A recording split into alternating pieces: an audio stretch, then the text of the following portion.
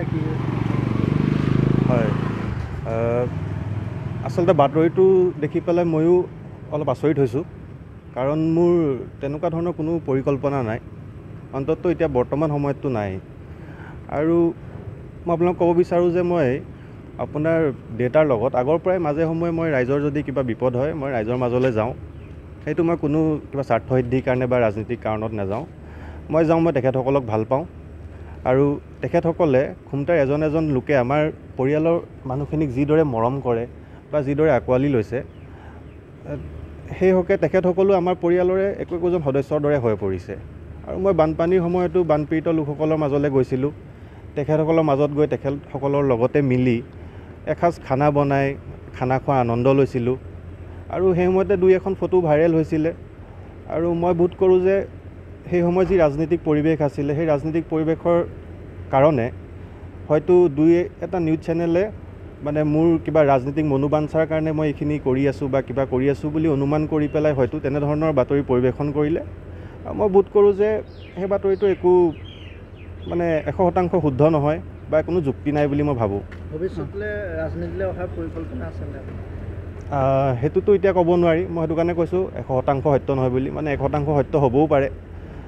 সেইটো ক'ব নোৱাৰে সেইটো চাই লওঁ কি হয় সময়ে ক'ব হয় হয় যোৱাকালি যি বাতৰি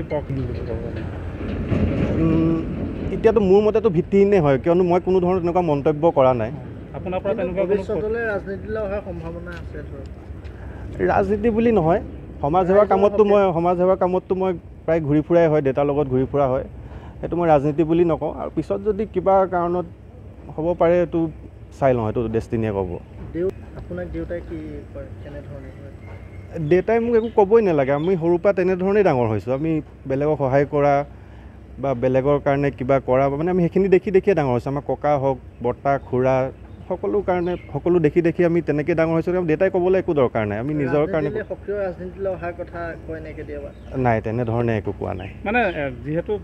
বহিলে ৰাজনীতিৰ কথা ইমান পতা নহয় আমাৰ আমি বেলেগ ধৰণৰ টপিকতে কথা পাতোঁ ৰাজনীতিৰ কথা পতা নহয় আমাৰ ঘৰত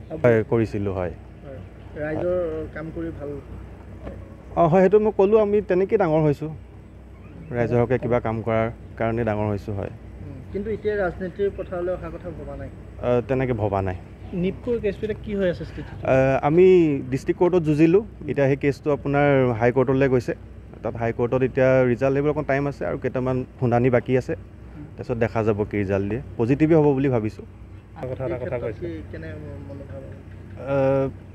মানে মইতো একো মন্তব্য কৰা নাই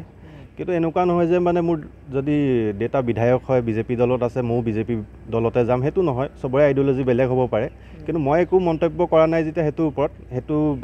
নিউজটোতো সত্য নহয়